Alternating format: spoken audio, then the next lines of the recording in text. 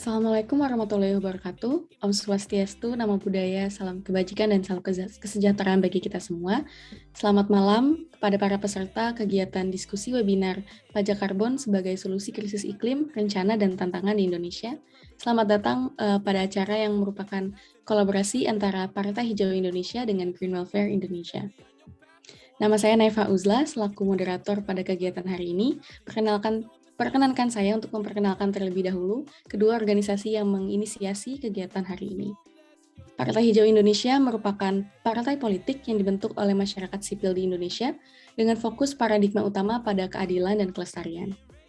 Partai ini, disingkat PHI, berusaha mengajak masyarakat untuk mengambil bagian sebagai individu politik yang kritis melihat perubahan iklim sebagai krisis iklim dari berbagai sektor seperti diakibatkan oleh ketimpangan kekuasaan politik, ketidakadilan kepada kehidupan buruh, hingga peran negara yang masih menggunakan sudut pandang pertumbuhan ekonomi terhadap pertumbuhan masyarakatnya, sehingga praktik-praktik ekstraktif pada lingkungan menyebabkan krisis tersebut masih terus terjadi hingga sekarang.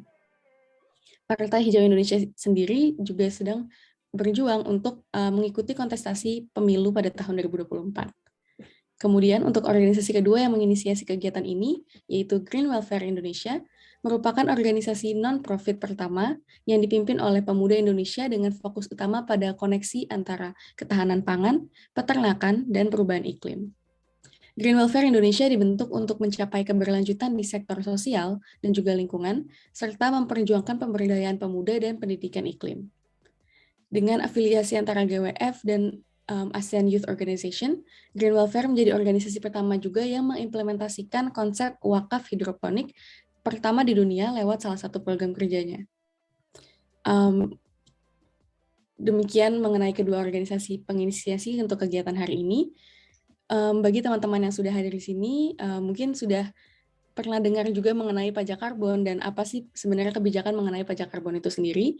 Nah, hari ini kita akan mendiskusikan pajak karbon ini dengan dilatar belakangi oleh adanya peraturan pemerintah dengan adanya Undang-Undang Harmonisasi Peraturan Perpajakan atau UU HPP yang di dalamnya mengatur pajak karbon dan pada bulan Oktober 2021 kemarin sudah dikeluarkan.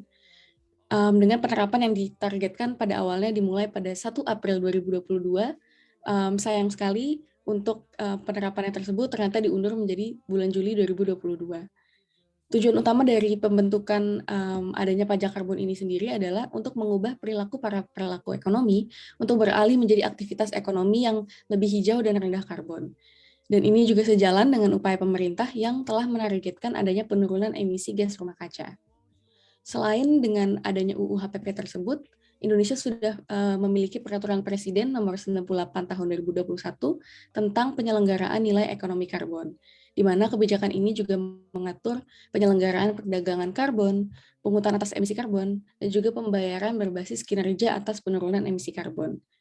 Nah, dalam implementasinya ini terdapat beberapa pertanyaan yang perlu kita kritisi.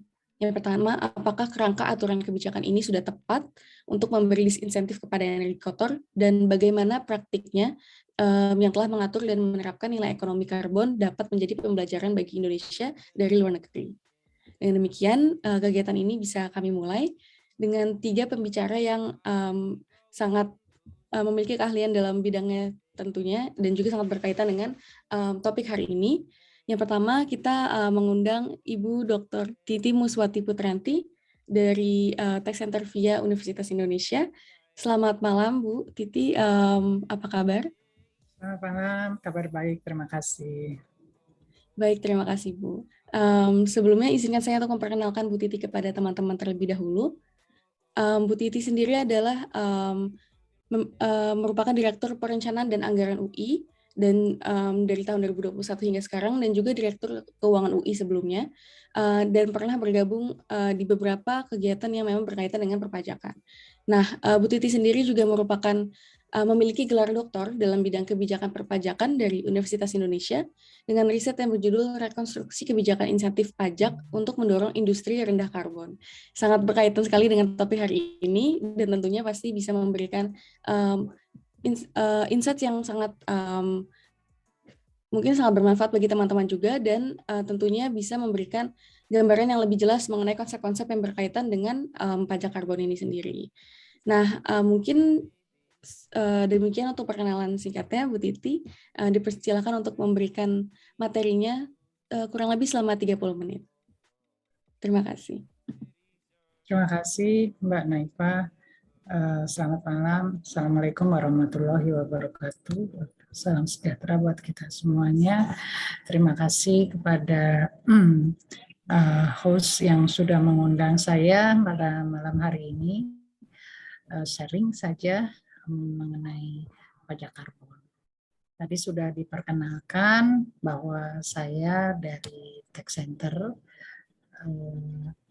dan kebetulan saya adalah dosen di Fakultas Ilmu Administrasi Universitas Indonesia, dan di sana ada lembaga Tech Center. Dan sedikit saya perkenalkan, Tech Center ini antara lain melakukan kegiatan pelatihan pendidikan di bidang Tech Center ya, yang non formal tentunya. Kemudian juga ada penelitian atau kajian, dan baik pajak pusat, pajak daerah, kepabeanan maupun cukai. Jadi kami bekerja sama dengan membantu Direktorat Jenderal Pajak, Badan Kebijakan Fiskal, dan beberapa kementerian yang ingin melakukan kajian seputar perpajakan.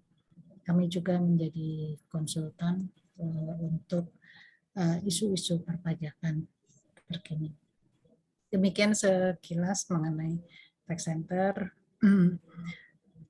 Saya hanya ingin sharing saja karena Bapak Ibu mungkin sudah paham dan menggeluti mengenai kebijakan lingkungan, terutama juga isu-isu perubahan iklim.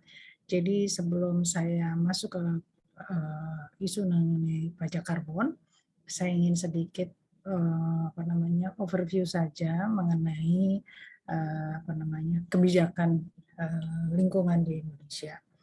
Nah, ini tidak lain dari komitmen Indonesia di dalam perubahan iklim, di mana tentu saja kita tahu bahwa perubahan iklim ini akan menimbulkan dampak yang cukup luas bagi masyarakat global maupun dampaknya di Indonesia. Dan ini tentunya dipercepat lagi dengan adanya gas rumah kaca yang keberadaannya tentu saat ini telah terus meningkat. Mohon maaf, Bu Titi, sepertinya ada kendala dari para peserta, kurang bisa mendengar suaranya, Bu. Mungkin boleh dibesarkan sedikit. Oke, bentar. Untuk suaranya saja. Terima kasih. Oh ya, suaranya ya. Ininya sih udah ada. Oke. Iya, Bu. Iya, terima kasih, Bu. Oke, ini sedikit saja, saya tidak akan membahas mengenai perubahan iklim karena saya yakin Bapak Ibu sudah memahami bahwa tentu saja ini menjadi hal yang concern kita bersama. Nah, di dalam perubahan iklim memang kita membicarakan mengenai gas rumah kaca, di mana lebih banyak CO2 yang terkandung dalam gas rumah kaca ini, dan ini disebabkan karena sektor industri masih mengandalkan bahan bakar fosil, dan tentu saja ini tidak diperhitungkan di dalam pasar produsen dan konsumen. Jadi social cost yang ada ini belum diperhitungkan di dalam pasar. Nah, ini yang menyebabkan adanya kegagalan pasar karena biaya sosial, komponen biaya akibat dari dampak dari CO2 ini tidak diperhitungkan bagi produsen maupun konsumen. Nah, dengan kegagalan pasar ini, tentunya pemerintah perlu campur tangan, mengintervensi Nah, intervensinya bisa melalui instrumen kebijakan fiskal atau kebijakan pajak. Dan ini agar adanya pergeseran aktivitas industri ke arah industri yang rendah karbon. Di sini di-highlight saja mengenai sektor-sektor penyumbang emisi gas rumah kaca, dan juga di tahun 2020 lebih banyak di sektor energi tentu saja, karena masih mengandalkan energi fosil. Kalau kita melihat emisi gas rumah kaca by countries, maka memang kita pahami bahwa China yang paling banyak emisi, ya, dan Indonesia hanya 2%. Kemudian kalau dari sisi wilayah, ini nampaknya Jawa Barat, Riau, ya, ini mengemisi lebih besar.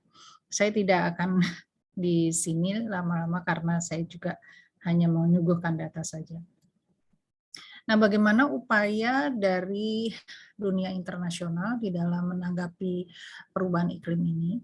Sebetulnya bisa kita mulai dari saat KTT Bumi di Rio, itu sudah membicarakan mengenai climate change dan biodiversity. Tetapi memang belum memfokuskan kepada penurunan emisi. Kemudian kita tahu dimulai dengan protokol Kyoto, di mana negara aneks itu berkewajiban untuk menurunkan emisi, ya. Namun memang tidak segencar banyak, terutama Amerika dan China yang tidak berkomitmen. Kemudian di Bali Action Plan tahun 2027 itu juga membicarakan lanjutan dari upaya penanggulangan perubahan iklim. Kemudian yang terakhir di Glasgow, Inggris, ya, itu disepakati akan mencapai net zero emission di tahun 2050. Tetapi yang sepakat untuk negara-negara untuk mengurangi laju emisi dari business as usual sampai dengan 2030. Nah, dari upaya-upaya global inilah, maka Indonesia juga berkomitmen untuk mengurangi emisi gas rumah kaca. Kita tahu bahwa upayanya melalui mitigasi maupun adaptasi, bagaimana aktivitas mengurangi emisi gas rumah kaca itu untuk menanggulangi risiko dampak perubahan iklim maupun adaptasi yang dilakukan oleh masyarakat kita. Nah, bagaimana komitmen Indonesia dalam penurunan emisi ini? Sebetulnya kalau kita telusuri dari Undang-Undang Dasar, itu sudah membicarakan mengenai prinsip pembangunan berkelanjutan dan berwawasan lingkungan. Jadi memang Indonesia sudah mencanangkan sejak awal, dan juga ada target untuk low carbon development sampai dengan tahun 2020, di mana tujuan kebijakan berkelanjutan sebagai elemen panduan untuk perencanaan pembangunan yang net zero emission. Dan ini sudah juga dituangkan di RPJPN, dan juga munculnya atau terbitnya NDC Indonesia, di mana salah satu di dalam NDC ini komitmen Indonesia untuk penurunan emisi sampai sebesar 29% di tahun 2030. Nah, ini beberapa target, ini hanya sebagai ilustrasi bagaimana Indonesia melakukan target di dalam penurunan emisi gas rumah kaca di dalam dokumen NDC. Nah, karena saya dari lingkungan akademisi, ya, saya berusaha untuk sharing dari sisi konseptualnya. Tidak bermaksud mengajari, tapi kan sharing. Nanti juga ini slide saya ini adalah dari hasil kumpulan dari disertasi saya, dan juga penelitian Tax Center di tahun 2020-2021 mengenai carbon tax sebelum RUU KP atau Undang-Undang HPP saat ini. Jadi ada sebagian yang masuk di dalam undang-undang HPP, kecuali mengenai tarif, karena dalam penelitian kami tidak membicarakan tarif. Di dalam alternatif kebijakan lingkungan itu biasanya dibagi dalam dua hal, apakah akan melakukan pendekatan melalui common and control, ya, ataupun melalui incentive based policy atau market based instrument. Dan ini tidak lain diilhami dari satu pemikiran mengenai the polluter pay principle atau user pay principle, sehingga di sini ada upaya bagi mereka yang mencemarkan lingkungan atau mereka yang harus bertanggung jawab.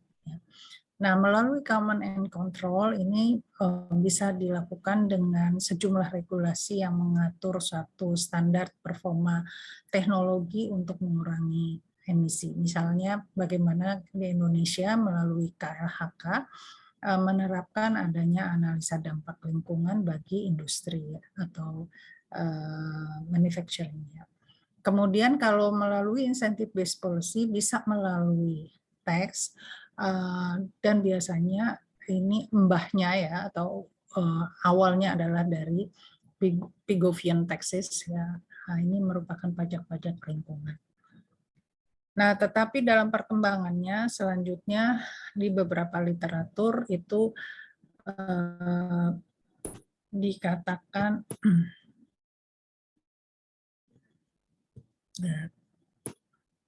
di beberapa literatur bisa dibagi, kita akan konsentrasi di sini. Saya tidak akan membicarakan masalah common and control, karena itu di luar kebijakan fiskal. Mengenai market based instrument atau dikenal juga dengan carbon pricing, bisa dilihat dari tradable permit atau cap and trade, mungkin pernah mendengar, dan environmental tax. Nah, ketika kita bicara cap and trade, juga bisa dilihat dari emission trading system dan juga emission atau carbon offset. Sementara dari environment tax, bisa pajak-pajak dirancang untuk meningkatkan pendapatan dengan beberapa kriteria lingkungan maupun pajak-pajak untuk mencapai pajak-pajak lingkungan ya. Jadi Pavilion tax. Nah, nanti kalau carbon tax tentu saja nanti konsentrasinya pada Pavilion tax. Nah, tapi kalau cap and trade itu di Indonesia bisa dilihat dari dua sisi tersebut.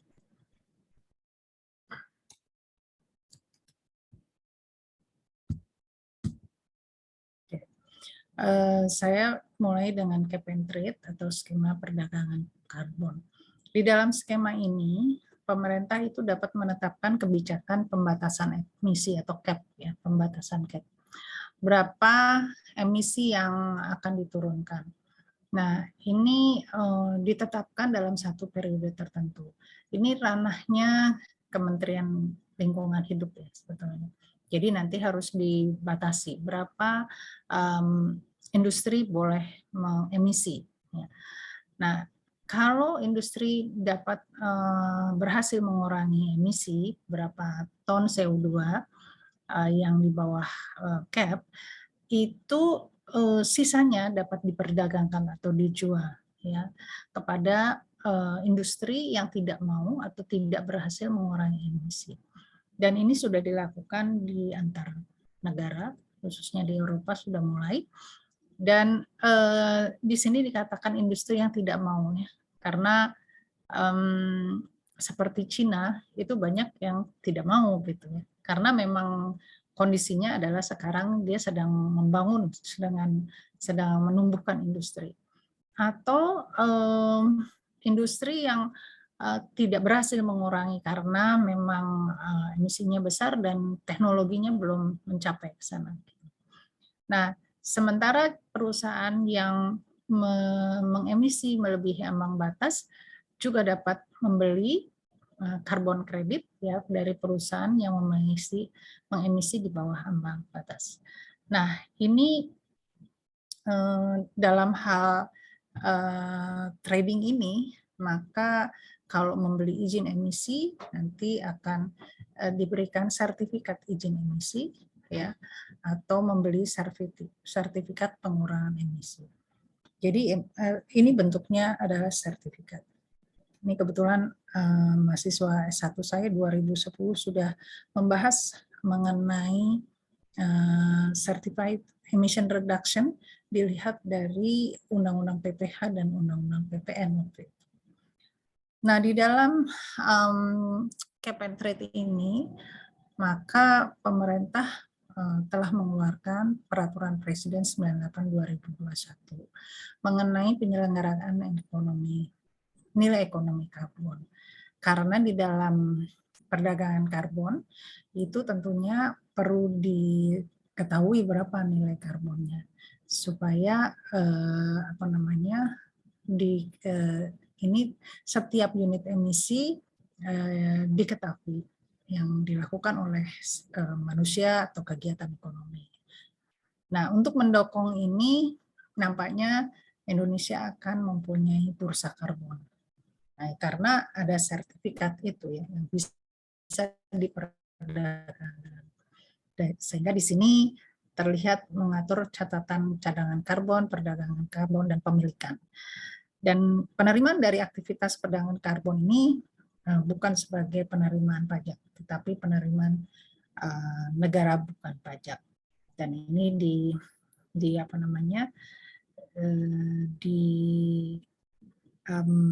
penyelenggaranya atau yang in charge adalah KLHK. Nah, untuk sertifikat ini nanti akan juga berupa bentuk pengurangan emisi yang telah dilakukan melalui MRV. Nah, ini skema secara ini aja ya, secara gampangnya aja.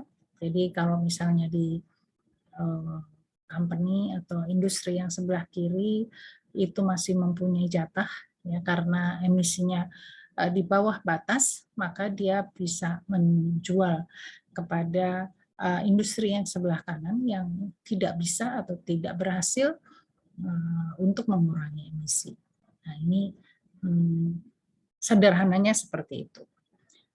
Tetapi yang kalau kita gabungkan antara di Undang-Undang HPP dengan Perpres PP 98/2021, maka di sini katakanlah ada satu batas, kemudian PTA telah mengisi lebih dari batas, maka dia bisa membeli izin emisi sehingga mendapatkan sertifikat izin emisi, sehingga tercapailah batas tersebut. Ya. Jadi ini cap and trade.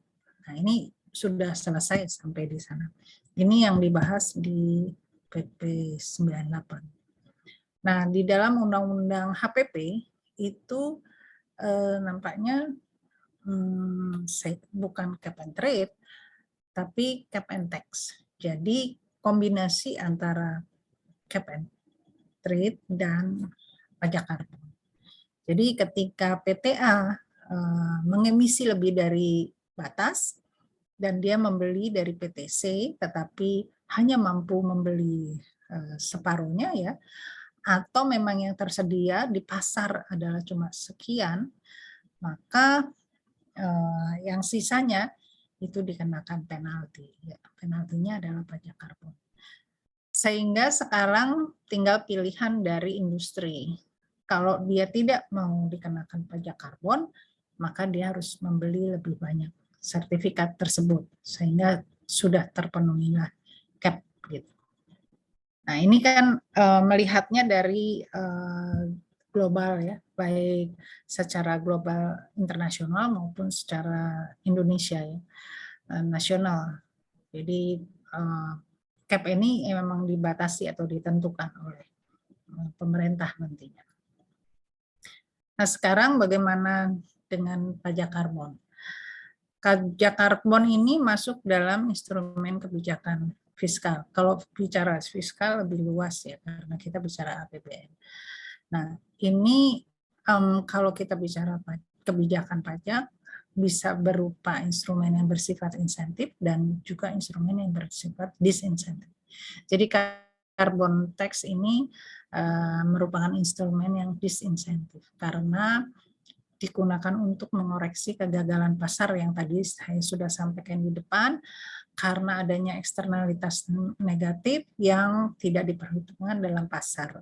Nah, sehingga untuk meminimalisir ini, maka digunakanlah penalti ya. Dan pajak karbon merupakan bagian dari Pigovian tax atau pajak lingkungan. Dan awalnya memang dirancang untuk merubah perilaku masyarakat untuk tidak menggunakan bahan atau industri yang menimbulkan emisi, sehingga bagaimana masyarakat bisa mengubah perilaku menggunakan teknologi yang lebih ramah lingkungan. Ya. Tidak ada definisi pajak karbon yang lebih spesifik ya. Ada beberapa definisi, mungkin Bapak Ibu nanti bisa juga melihat beberapa literatur. Ada yang mengatakan pajak yang dikenakan atas bahan bakar fosil, ada yang mengatakan dikenakan pada emisi karbon, ada yang dikenakan pada mereka yang melakukan kegiatan yang menimbulkan emisi dan sebagainya. Tapi intinya bahwa carbon tax itu adalah merupakan penalti bagi mereka yang mencemarkan lingkungan. Nah, bagaimana urgensi dari pemungutan pajak ini adalah tidak lain sebagai upaya untuk mengurangi CO2 dan gas rumah kaca lainnya. Karena tadi Indonesia berkomitmen untuk mengurangi emisi, maka salah satunya adalah dengan menyilahkan kepada industri atau pelaku usaha yang mengemisi untuk membeli sertifikat, atau kalau tidak maka mereka akan dikenakan pajak karbon. Ya, sehingga bisa memaksa untuk mereka yang mencemari lingkungan bertanggung jawab untuk berkontribusi. Nah, bagaimana memaksa? Untuk dapat memaksa, maka harus berdasarkan undang-undang. Karena undang-undang pajak karbon merupakan yang masuk di dalam undang-undang HPP. Ini satu hal yang sebetulnya tidak biasa ya di Indonesia, karena biasanya pajak karbon ini adalah salah satu jenis pajak ya. Kalau jenis pajak yang lainnya adalah PPh, pajak penghasilan, pajak pertambahan nilai, pajak PBB gitu ya. Dan itu ada undang-undangnya sendiri sejak awal. Nah, ini karena ada undang-undang yang sebetulnya melengkapi undang-undang yang lain gitu ya. Dan masuklah pajak karbon agar cepat dieksekusi. Nah, ketika menjadi undang-undang maka bisa dipaksakan, karena di dalam pasal 23 Undang-Undang Dasar 45 dikatakan bahwa segala pajak untuk keperluan negara itu harus berdasarkan undang-undang. Jadi kembali lagi bentuknya di sini adalah sanksi atau disinsentif yang secara signifikan bagi wajib pajak yang mengemisi. Subjek pajaknya itu bisa orang pribadi atau badan. Jadi ini secara umum ya, bisa orang pribadi atau badan. Meskipun pada awal dari Undang-Undang HPP ini adalah badan ya, belum kepada pribadi. Kalau pribadi asumsinya misalnya kita menggunakan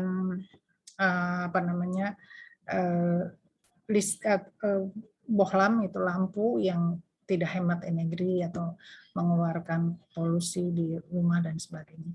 Tetapi kita belum sampai ke sana karena lebih cenderung kepada badan yang pada utamanya. Dasar pengenaan pajak. Ya. Izin mengingatkan waktunya sisa 5 menit lagi. Terima kasih. Ya, dasar pengenaannya adalah kandungan emisi karbon, tarifnya. Nah, ini beberapa negara-negara yang sudah menerapkan pajak karbon, kemudian berapa tarif pajak karbon yang paling tinggi adalah Swedia. Kemudian ini contoh dari Jepang yang menerapkan kebijakan lingkungan. Jadi Jepang menerapkan common and control dan juga instrumen ekonomi, carbon pricing ya. Carbon pricing tadi dari carbon tax dan emission trading scheme, cap and trade. Dan juga ada voluntary initiative. Ini satu paket di Jepang yang cukup komprehensif. Nah, kalau kita bicara undang-undang pajak, tentu saja kita harus melihat dari tax policy-nya itu sendiri dan juga tax administration. Dan di Undang-Undang HPP pasal 13 di sini dikatakan pajak karbon dikenakan atas emisi karbon yang berdampak negatif bagi lingkungan. Ya. Subjek pajaknya orang pribadi dan badan, pajak karbon terhutang pada pembelian barang atau mengandung karbon atau aktivitas. Jadi ini umum sekali, jadi harus dibuat PMK-nya dan sampai saat ini PMK-nya belum ada. Dan penerimaan pajak karbon itu dapat dialokasikan untuk pengendalian perubahan iklim. Jadi dapat ya. Jadi kalau pajak-pajak lain kan digabungkan menjadi satu untuk public good ya. Tapi ini bisa untuk mengendalikan. Nah, peta jalan dari pajak karbon tahun ini sebetulnya harusnya diterapkan di 1 April, tapi ditunda sampai 1 Juli 2020, dan khusus untuk PLTU batubara. Sebetulnya ada beberapa kebijakan lingkungan yang sudah diintroduksi, antara lain di pasal 31 PP 46 2017 yang sudah menyampaikan adanya penerapan pajak. Jadi udah di warning nih tahun 2017, tapi baru kali ini. Dan sebetulnya ada beberapa pajak-pajak yang sebetulnya bisa diklaim sebagai upaya penurunan emisi. Misalnya PPNBM atas BBM, pajak penjualan kendaraan bermotor, itu bisa diklaim. Tapi kebetulan tidak secara khusus di dalam undang-undang itu mengatakan bahwa untuk penurunan emisi. Kemudian pajak daerah ya yang terkait dengan penurunan emisi. Tetapi pada kenyataannya ini kan tidak didedicated kepada penurunan emisi. Nah, pertanyaannya adalah apakah nanti kalau ada pajak karbon ini akan diperhitungkan ya. Jadi mengurangi atau jadi tidak ada dan nanti Nah, ini yang belum ada. Nah, biasanya di dalam penerimaan pajak karbon ada satu konsep namanya earmarking, yaitu bahwa penerimaan pajak karbon ini untuk membiayai pelayanan publik tertentu, terutama adalah untuk membiayai dampak dari perubahan iklim. Nah, apakah itu nanti akan ke sana arahnya? Ini semestinya sih iya gitu ya. Penggunaan penerimaan pajak karbon di beberapa negara ya antara lain ya tidak untuk public good seluruhnya, tapi bisa mengurangi pajak penghasilan badan untuk energi bersih dan lingkungan hidup, teknologi atas nama efisiensi energi dan sebagainya. Nah, bagaimana Indonesia kita belum mengerti. Demikian sekilas dari saya di pajak karbon. Silahkan nanti kalau ada masukan saya dengan senang hati menanggapi. Terima kasih. Baik, terima kasih banyak Bu Titi untuk pemaparan materinya. Tadi sangat insightful dan tentunya untuk teman-teman mungkin bisa dapat gambaran lebih jelas juga bagaimana perkembangan kebijakan mengenai pajak karbon di Indonesia dan kaitannya juga dengan kerangka kebijakan internasional yang memang sudah ada mengenai kebijakan-kebijakan lingkungan seperti perjanjian Kyoto Protocol yang memang sudah dari tahun 1997 ya Bu, sudah memulai adanya dorongan untuk negara-negara melakukan pemberian harga pada karbon ini. Nah, tadi juga sudah bisa dilihat bahwa sebenarnya dari kedua kebijakan yang ada, yaitu Perpres Nilai Ekonomi Karbon dan juga Undang-Undang HPP, sebenarnya dua-duanya itu sudah bisa menjadi pemula untuk menerapkan pajak karbon di Indonesia. Tapi mungkin karena belum ada peraturan Menteri Keuangannya, jadi masih perlu ada kebijakan-kebijakan lain yang memayungi juga untuk implementasi dari pajak karbon ini.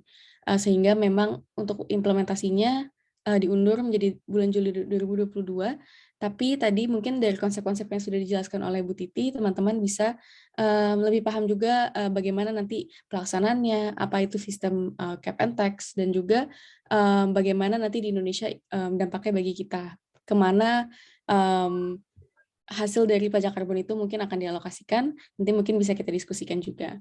Sekali lagi terima kasih Bu Titi untuk pemaparannya tadi sangat bermanfaat dan tentunya memberikan gambaran yang lebih jelas kepada teman-teman peserta di sini. Mungkin selanjutnya saya ingin membuka floor kepada Bang Yuyun Harmono selaku penanggap dalam kegiatan hari ini. Tapi saya sebelumnya ingin memperkenalkan terlebih dahulu juga. Jadi Bang Yuyun sendiri adalah Climate Justice Manager di WALHI, Friends of the Earth Indonesia, dan sebelumnya pernah menjadi pada tahun 2021 pernah menjadi Global Forest Coalition Regional Focal Point for Asia Pacific, dan juga pernah bergabung dalam Economic Justice Resisting Neoliberalism Working Group of Friends of the Earth Asia Pacific, dan juga banyak kegiatan dan pengalaman lainnya yang berkaitan dengan climate justice itu sendiri. Nah, untuk saat ini Bang Yuyun mungkin dipersilakan untuk memberikan tanggapan jika ada. Apakah sudah bergabung dengan kita? Baik, terima kasih. Bisa kedengaran ya suara saya? Bisa. Ya, terima kasih. Presentasi yang disampaikan tadi oleh Bu Titi sangat lengkap sekali. Setidaknya ada dua hal ya yang menurut saya penting untuk kita diskusikan dan bisa juga diklarifikasi. Yang pertama, perlu kita sadari bahwa memberi nilai atas karbon, memberi harga atas karbon, ini sebenarnya pendekatan untuk mengoreksi kegagalan pasar, tetapi bukan untuk kemudian mencoba mendekati isu perubahan iklim itu dalam konteks sistemik. Gitu. Kalau kita mau melihat dalam konteks sistemik, tentu pendekatannya tidak hanya pada upaya untuk mengoreksi pasar, ya, tetapi berupaya untuk kemudian mentransformasi secara keseluruhan baik sosial dan ekonomi untuk pada arah yang lebih berkelanjutan, yang artinya dia rendah karbon gitu. Itu yang pertama. Yang kedua, pendekatan terkait dengan memberi harga atas karbon ini juga lebih mengedepankan pada sisi efisiensi. Jadi mencari yang paling murah gitu. Bukan mencari yang paling tepat atau mana yang lebih efektif. Kalau pilihannya adalah efektif, maka yang paling efektif adalah yang meninggalkan batu bara sebagai sumber energi gitu, secepatnya gitu. Tapi tentu ada langkah-langkah yang harus dilakukan terkait transisi dari tergantung pada energi fosil menuju energi yang berkelanjutan itu. Nah, yang selanjutnya tentu tentang pertanyaan soal penerapan pajak karbon yang menurut saya setengah hati ya. Dalam undang-undang HPP itu kan sebenarnya opsinya dua ya. Satu soal cap and tax dan satu lagi soal cap and trade. Pada draft-draft awal RUU ini itu sebenarnya tidak diintrodusir terkait cap and trade. Murni dia bicara soal pajak gitu. Tetapi memang karena mungkin ya desakan dari sektor industri ya atau bisnis sektor terkait bahwa memajaki karbon ini akan meningkatkan juga cost terhadap proses produksi mereka, maka kemudian pilihan untuk cap and trade ini sepertinya lebih menonjol. Nah, ketika dia digabungkan antara cap and tax dan cap and trade, menurut saya pribadi sebenarnya cap and tax-nya itu sebenarnya adalah cuman ini aja, enabling environment untuk cap and trade. Gitu. Jadi ini semacam paksaan bagi sektor industri untuk terjun pada mekanisme pasar melalui perdagangan karbon dan offset itu, bukan kemudian semata-mata ini ditujukan sebagai disinsentif ya atau stick bagi sektor-sektor yang selama ini bertanggung jawab terhadap meningkatnya emisi gitu loh. Jadi kan ini beda pendekatannya. Kalau kemudian fokusnya di tax, maka tujuannya adalah dia disinsentif gitu. Tetapi ketika digabung dengan cap and trade, maka sebenarnya ini enabling environment. Bukan kemudian memaksa mereka untuk mereduksi emisi secepatnya, tetapi justru mendorong mereka untuk masuk kepada mekanisme pasar atau perdagangan karbon itu. Nah, saya kira ini yang problematik dan mungkin bisa ditanggapi dan didiskusikan selanjutnya begitu. Itu beberapa hal dari saya. Terima kasih. Oke, terima kasih banyak Bang Yun untuk tanggapannya tadi. Jadi mungkin memang memberikan pandangan yang lebih kritis juga mengenai bagaimana nanti dampak dari implementasi pajak karbon itu sendiri. Sekali lagi terima kasih. Mungkin kita bisa lanjut dulu kepada pemberian materi yang kedua, sebelum nantinya juga bisa ditanggapi kembali dan ada Q&A juga setelahnya. Karena kita sudah kedatangan pemateri kedua di sini, yaitu Kak Andita Firsali Utami atau Kak Afutami. Selamat datang, selamat malam Kak Afutami. Halo Kak Naifa, selamat malam juga. Kedengaran ya suara? Iya, jelas. Terima kasih sudah menyempatkan untuk datang. Mungkin izinkan saya memperkenalkan terlebih dahulu Kak Afu kepada teman-teman. Kak Afu sendiri adalah inisiator dari Think Policy Indonesia, yaitu komunitas profesional muda dengan misi mendorong kolaborasi lintas sektor untuk kebijakan publik yang lebih berbasis data dan empati. Kak Afu juga membuat berbagai video esai melalui Frame and Sentences, sebuah kanal di YouTube yang bertujuan mendorong kemampuan berpikir kritis melalui pembahasan isu sosial dan politik. Kak Afu juga merupakan ekonom lingkungan, yang telah melakukan berbagai penelitian dan analisis kebijakan publik untuk mendorong pembangunan berkelanjutan di Indonesia, khususnya terkait pengelolaan sumber daya alam yang rendah karbon menuju kesejahteraan masyarakat. Dan latar belakang pendidikan Kak Afu sendiri adalah S2 Master Kebijakan Publik dari Harvard University dan S1 Hubungan Internasional dari Universitas Indonesia. Mohon maaf tadi ada sedikit gangguan. Baik, mungkin tadi sedikit perkenalan mengenai Kak Afu sudah bisa dilihat dari mungkin pengalamannya memang sangat berkaitan juga dengan pajak karbon. Jadi teman-teman bisa banget pay attention untuk materi yang akan dibagikan, tentunya akan sangat insightful. Terima kasih sekali lagi Kak Afu, mungkin dipersilakan untuk memberikan materinya kurang lebih 30 menit. Oke, terima kasih banyak sekali lagi Kak Naifa. Selamat malam Ibu Titi, selamat malam Bang Yuyun juga. Salam kenal. Minta maaf aku baru join karena ini baru banget juga selesai call yang lain gitu. Jadi tadi mohon maaf belum sempat ikut mendengarkan penyampaian materi dari Bu Titi. Tapi kalau dari tornya sepertinya tadi fokusnya lebih ke domestik ya Bu Titi, berarti banyak membahas tentang implementasi carbon pricing, mungkin dibahasakannya semua instrumen ekonomi yang berbeda tersebut secara domestik. Jadi mungkin dalam kesempatan ini aku akan coba melengkapi dengan nanti keterhubungannya dengan pasar internasional juga akan seperti apa gitu. Aku sayangnya tidak menyiapkan presentasi khusus untuk sesi ini, tapi mungkin nanti ada beberapa slide yang akan aku tunjukkan sebagai ilustrasi untuk poin-poin tertentu gitu ya. Tapi aku ingin mulai dengan secara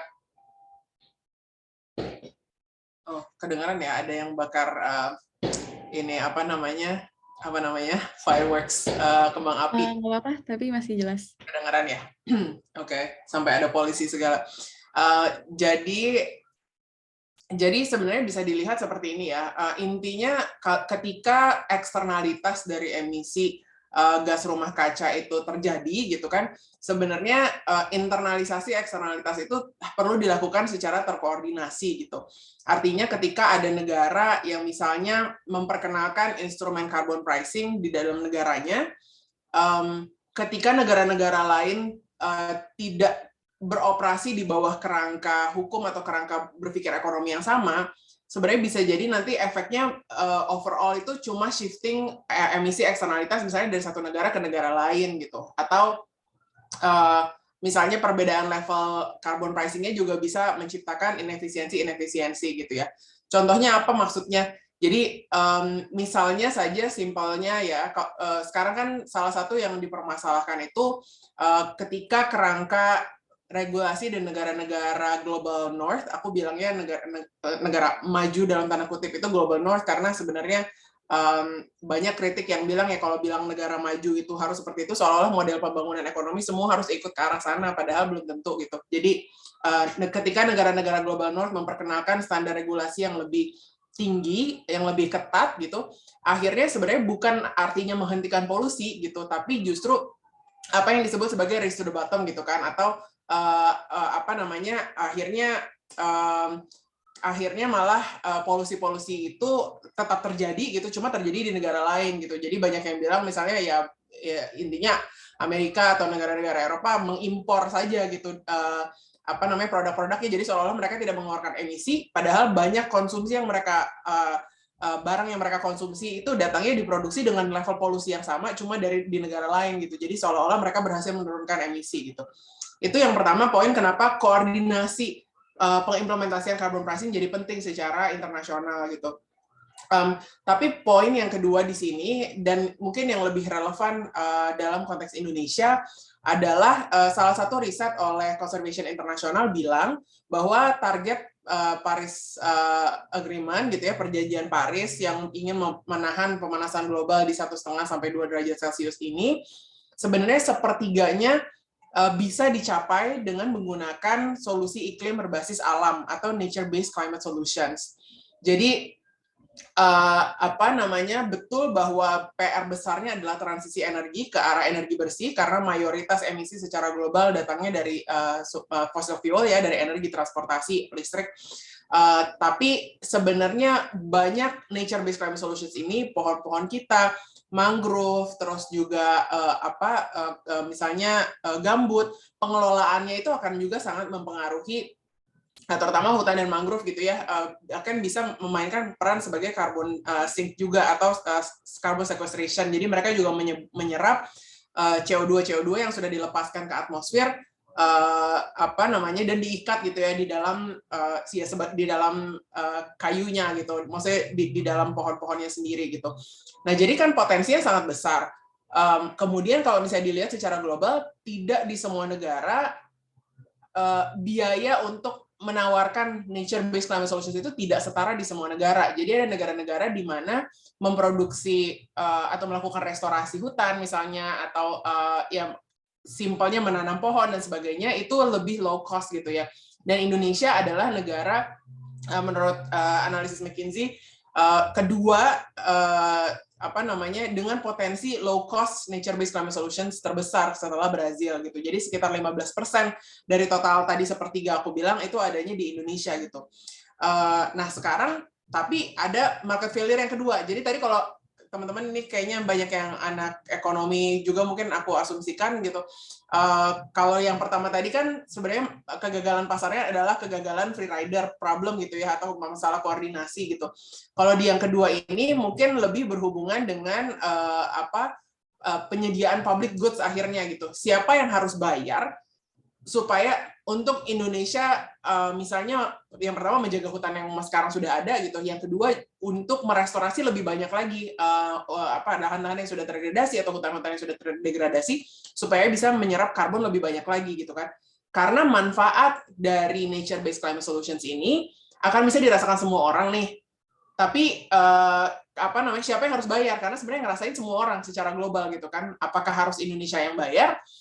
Atau misalnya ada potensi juga ya kerjasama internasional dan berbagai instrumen-instrumen ekonomi financing lainnya lah yang bisa membantu memobilisasi sumber daya untuk mencapai nature-based climate solutions tadi ini gitu. Yang sekarang Indonesia sendiri sebenarnya terutama kalau dari sisi APBN masih jauh dari tersedia gitu ya. Ini masalah lain juga, fiscal space-nya Indonesia itu kecil banget gitu ya, rendah banget. Rasio tax to GDP kita termasuk cukup rendah untuk negara seukuran Indonesia. Jadi intinya pemerintah kita tuh nggak banyak uang, sementara banyak hal yang harus dicapai, termasuk salah satunya isu krisis iklim ini gitu ya. Nah, jadi dari mana pembiayaan yang bisa dimobilisasi untuk menjawab komitmen iklim tadi? Pertama, komitmen Indonesia sendiri 2941, tapi juga membantu negara-negara secara global nih gitu. Nah, dalam konteks yang kedua ini khususnya baru-baru ini ya selama beberapa tahun ke belakang sebenarnya sudah banyak negosiasi terjadi untuk membahas seperti apa sih kerjasama internasional dalam konteks Paris Agreement ini gitu. Seperti apa sih negara bisa saling bekerja sama, apakah itu mengkompensasi dalam bentuk pembelian karbon gitu, atau kerjasama lain yang sifatnya lebih mungkin partnership atau result based financing. Nanti aku akan kasih lihat beda-bedanya apa, itu seperti apa. Nah, sekarang sudah diatur di bawah, jadi ada 2 artikel yang relevan di dalam konteks Paris Agreement ya. Ini aku ngasih lihat satu slide aja.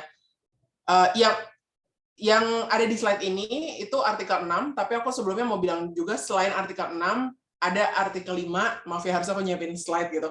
Tapi intinya di artikel 5 itu diatur tentang peran hutan gitu ya, peran hutan dalam upaya pencapaian Paris Agreement, dan termasuk di dalamnya tuh mekanisme-mekanisme seputar REDD+, kalau teman-teman sudah pernah dengar gitu. Jadi reduction of deforestation and degradation and sustainable forest management kalau nggak salah singkatannya, tapi intinya bagaimana mekanisme pembayaran internasional untuk negara-negara yang potensi hutannya besar gitu ya. Jadi itu mekanisme REDD+ di bawah artikel 5. Tapi selain artikel 5, di bawah artikel 6, ini beda lagi ayatnya gitu ya, pasalnya. Jadi di bawah pasal 6 ini dibilang ada beberapa kerangka gitu yang bisa mengatur kerjasama internasional. Yang pertama, dan ini slide-nya bukan punya saya, by the way, saya pinjam punyanya Yayasan Konservasi Indonesia, jadi YKI gitu. Yang pertama adalah di bawah artikel 62, jadi artikel 62 itu mengatur kerjasama bilateral, artinya negara sama negara gitu ya. Jadi ada negara yang punya target iklim, kemudian ada negara yang misalnya bisa memproduksi penurunan emisi dalam bentuk offset misalnya, atau apapun itu sebutannya, tapi emissions reduction. Kemudian mereka bisa bekerja sama dan bertransaksi gitu. Jadi ini kerjasamanya bilateral langsung di antara 2 negaranya. Yang ditransaksikan istilahnya itu disebutnya sebagai ITMOS, jadi Internationally Transferred Mitigation Outcomes. Ini bahasanya emang suka dibuat sangat kompleks, tapi intinya mitigation outcomes itu penurunan emisinya dan ditransfer secara internasional. Jadi harus ada accounting yang berpindah gitu ya, dari yang misalnya dari negara saya turunin, ada mekanisme sertifikasinya, kemudian diperdagangkan memang ke negara lain. Jadi itu 6.2. Kalau 6.4 itu adalah mekanisme yang memungkinkan adalah mekanisme yang memungkinkan antar sektor swasta dengan sektor swasta juga. Jadi bedanya aktornya nggak negara langsung, tapi bisa project ke project gitu. Jadi misalnya ada project penurunan emisi di negara A, kemudian dibeli oleh aktor di negara B gitu. Nah, ini harusnya transaksinya diatur secara centralized gitu, dan adalah framework baru yang menggantikan kalau dulu di bawah mekanisme sebelumnya disebut Clean Development Mechanism atau CDM gitu. Sekarang jadi di bawah 6.4 ini gitu. Nah, yang menyamakan 6.2 dan 6.4 ini adalah bahwa adanya corresponding adjustment gitu. Corresponding adjustment ini bahasa Indonesianya mungkin penyesuaian yang terkorespondensi gitu. Tapi intinya bahwa si emission reduction-nya itu disesuaikan. Jadi udah dilaporin di tempat lain, di tempat saya nggak boleh dilaporin lagi gitu intinya kan. Jadi ketika ITMOS tadi dijual ke tempat lain, berarti sudah tidak bisa diklaim lagi misalnya oleh Indonesia sebagai punyanya Indonesia gitu. Jadi kalau misalnya ada proyek restorasi hutan, terus itu di corresponding adjustment-in di bawah 6.2 atau 6.4 ke orang lain, ke negara lain atau private sector lain, berarti udah nggak bisa diklaim di bawah target NDC-nya Indonesia sendiri gitu ya. Just to make that clear.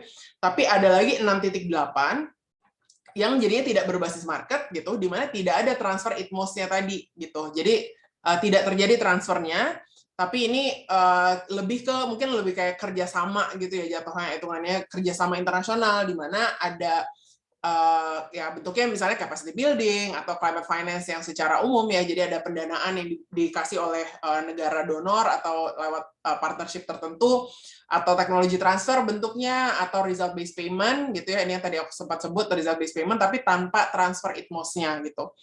Nah, ini mekanisme lainnya. Nah, jadi kalau dalam konteks yang Indonesia,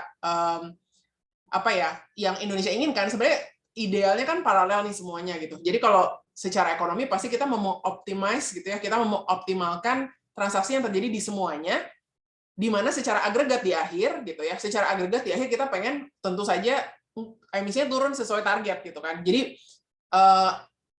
saya secara pribadi gitu ya selalu melihat ini dua hal yang kita nggak boleh hilang fokus gitu. Jadi ini banyak diskusi seputar artikel 6, kerjasama internasional, perdagangan internasional kan seputar accounting.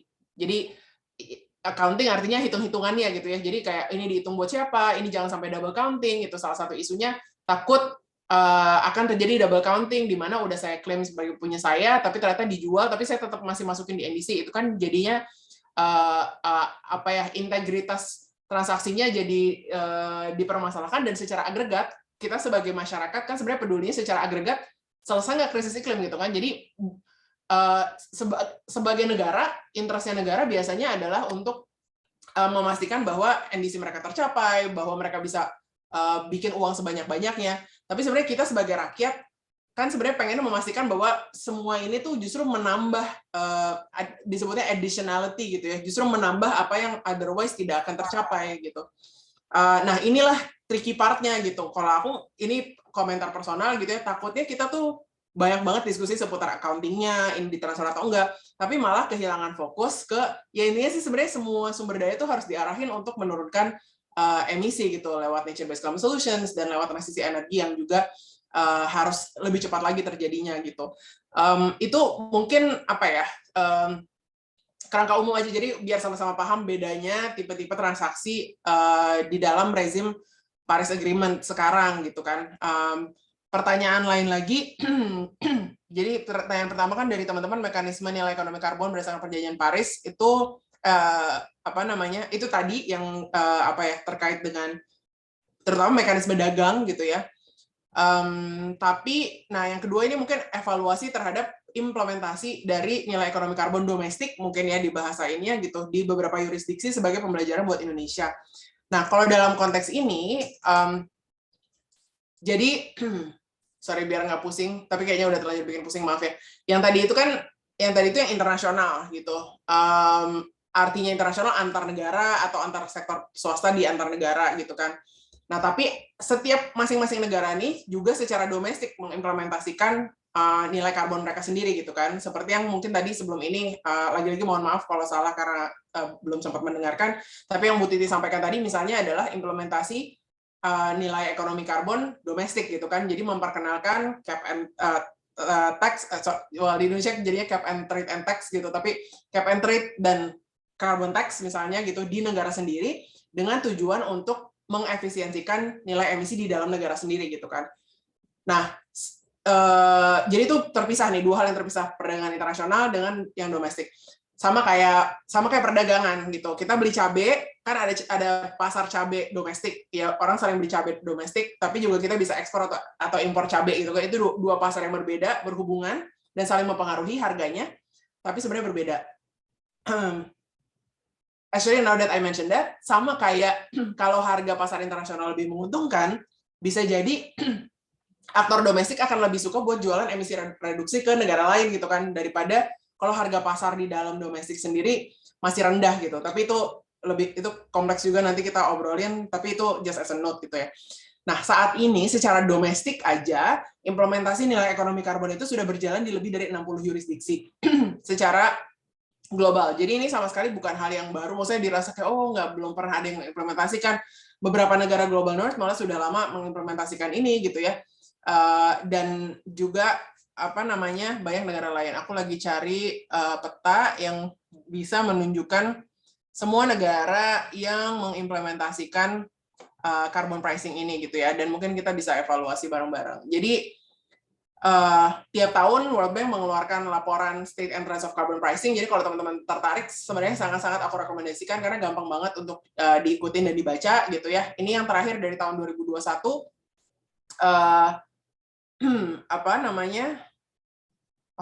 Aku akan mencari peta ini. Jadi sebentar sebelum aku bahas ini, tidak MS, ya nggak udah ya benar ya.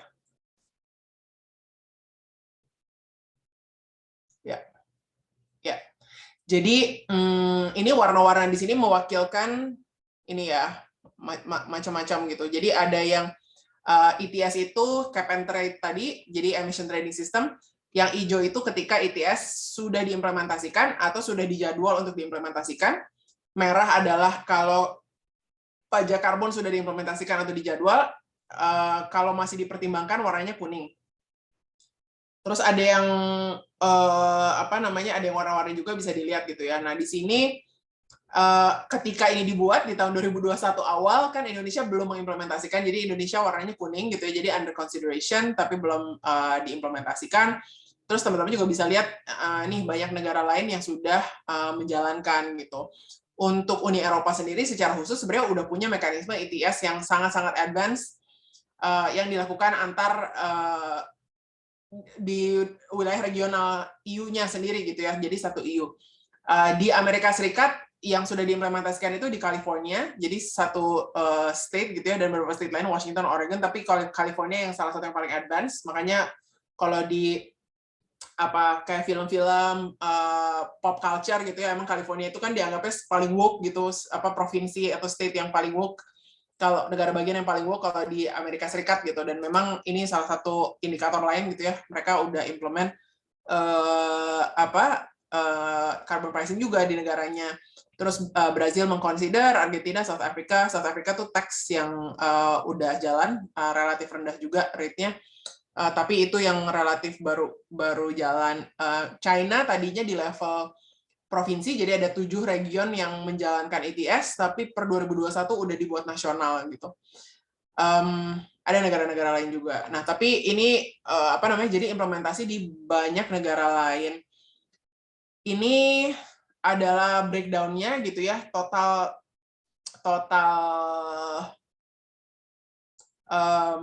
bahwa banyak perusahaan-perusahaan yang sekarang karena mereka punya target net zero emission gitu ya, akhirnya menciptakan demand-demand baru, permintaan-permintaan baru di pasar karbon sukarela gitu ya, di voluntary carbon market.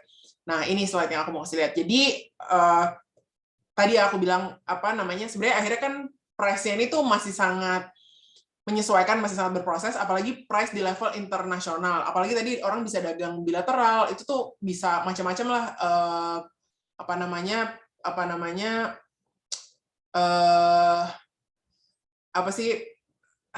Aku kok kehilangan kata, tapi perimeter, bukan perimeter. Kayak 7 faktorial itu kalau matematika apa namanya? Ya udah lupa. Ini anyway, jadi rate dari carbon pricing itu bisa beda-beda di tiap negara tentu, karena tiap negara berada pada stage yang beda-beda. Misalnya ada yang sudah sangat advance gitu ya, yang paling mahal salah satunya di Sweden sudah sampai 137 gitu harga per ton karbonnya gitu. Tapi ada yang masih baru mulai gitu, kayak di Poland less than $1 per ton gitu. Terus Indonesia kan tadi Bang Yuyun sempat mention juga rate kita kayak setengah bercanda gitu di set floor-nya. Di set floor-nya di 2,5 sekitar 2, sekian dolar per ton gitu ya, Rp75 per kilogram.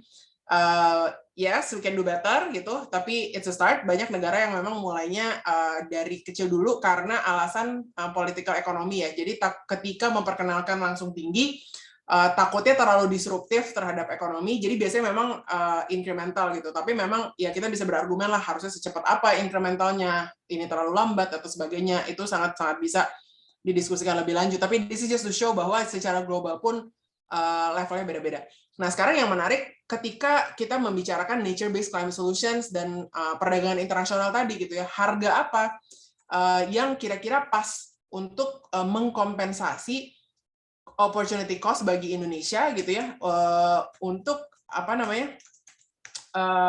ketika negara global tuh pengen Indonesia menjual ke mereka gitu kan, tapi sebenarnya kan opportunity cost dari lahan yang sebenarnya bisa dipakai untuk private actors itu perlu dikompensasikan lah, bisa diargumenkan gitu, atau kita ingin mengincentivize aktor-aktor ini untuk bisa untuk mau berpartisipasi di dalam transaksi tersebut. Ini slide-nya satu ini. Jadi nah, kalau misalnya karbon ini adalah sebuah public goods, gimana apa level pricing yang cukup gitu kalau dalam konteks perdagangan internasional terutama untuk membuat Indonesia mau ke arah sana gitu. Nah ini mungkin aku petain aja beberapa yang dari studi-studi yang ada gitu ya. Jadi pertama nih bahwa di Undang-Undang Harmonisasi Pajak kan sekitar $2,5 per ton gitu. Nah, terus itu floor gitu ya. Nah, tapi saat ini sebenarnya banyak proyek-proyek result based financing di mana negara internasional mengkompensasi Indonesia untuk menjaga hutan, misalnya itu harganya di sekitar $5 per ton. Yang menurut pemerintah saat ini jauh dari cukup gitu ya. Bisa kita diskusikan bersama. Ada studi lain yang bilang untuk setidaknya ada net benefit untuk mempertahankan hutan, sebenarnya karbon itu perlu ditaruh harga di setidaknya 10-15 ton, jadi $5 ini jauh banget, maksudnya terlalu rendah gitu. Paper lain bilang 25 ton, paper yang paling apa ya, mungkin tidak membatasi diri gitu ya, mikir sebenarnya opportunity cost-nya buat Indonesia tuh besar banget kalau misalnya hutannya harus di-keep gitu, bilang harusnya $120 per ton bahkan gitu. Nah, ini open for discussion ya, dan sebenarnya secara mekanisme pasar pun pasti akan menyesuaikan terus gitu ke depannya gitu. Tapi memang tantangannya itu getting the right price-nya nih sebenarnya di level mana dan gimana caranya membuat price-nya fair, tapi pada saat yang bersamaan memang mendapat orang yang mau bayar gitu. Karena percuma juga misalnya kita naruh harga 100 terus nggak ada yang mau bayar gitu. Itu sama aja ya harga pasar sesungguhnya belum merefleksikan itu gitu. Nah, tapi emang balik ke ini tuh masalah eksternalitas gitu, karena positif eksternalitas dari emisi reduksinya dirasakan semua, tapi yang mau bayar siapa gitu, apalagi kalau private cost. Nah, makanya peran regulasi, kebijakan publik, Perpres NEK udah keluar nih, tapi implementing regulation nanti gimana tuh jadi penting banget untuk memobilisasi lebih banyak lagi support gitu ya, atau financing yang mengarahkan ke lebih banyak aksi iklim, terutama tadi melihat potensi nature-based climate solutions yang besar banget. Mohon maaf, Kak, izin mengingatkan untuk waktunya sampai 9:05 menit. Terima kasih. Oke. Ya udah sih. Jadi ini tadi yang aku bilang sepertiga. Jadi ini total emisi yang harus kita reduksi kan 23 gigaton. Katanya, kayaknya ini tadi studinya Conservation International, 7 gigatonnya dari nature-based climate solutions gitu ya. Di antaranya penghindaran deforestasi dan dampak terhadap gambut, impact coastal, restorasi gambut, reforestasi, dan lain-lainnya. Ini tuh harusnya memake up si 7 giga ini atau sepertiga dari total target. Makanya perannya carbon pricing, terutama dalam konteks internasional tadi, artikel 5 dan artikel 6 tadi, jadi sangat menarik untuk dimobilisasi supaya Indonesia bisa membantu berkontribusi ke total emisi reduksi ini. Aku berhenti di sini aja kayaknya, lebih senang nanti diskusi pertanyaan, dan minta maaf kalau agak tidak terstruktur dan tidak menyiapkan slide secara spesifik, tapi ya nanti mungkin bisa ditanya jawab, bisa lebih jelas gitu. Terima kasih banyak Mbak Naifah. Ya, terima kasih banyak, Kak. Untuk pemaparannya tadi sebenarnya banyak banget juga mungkin konsep-konsep baru yang bisa teman-teman dapatkan tadi. Mungkin untuk recap sedikit, tadi pemaparan dari Kak Afu sendiri membahas bagaimana sebenarnya nanti implementasi pajak karbon di Indonesia itu akan sangat berkaitan dengan kerangka carbon pricing internasional gitu ya. Tadi mungkin dari Paris Agreement, artikel 6, dan juga mekanisme-mekanisme lainnya, dan bagaimana sebenarnya sudah ada baseline untuk harga carbon pricing itu sendiri yang memang bisa kita kritisi juga gitu. Apakah sudah cukup atau apakah peningkatannya itu perlu seberapa cepat. Dan tadi mungkin perlu diingat juga, tadi sempat dibahas bahwa sebenarnya mengenai pajak karbon ini ada beberapa hal-hal yang menunjukkan adanya kegagalan pasar gitu yang perlu dikritisi, dan mungkin kalau bisa di-tackle juga, dan mungkin nanti bisa kita diskusikan lebih jauh juga karena sudah banyak pertanyaan di sini dari teman-teman.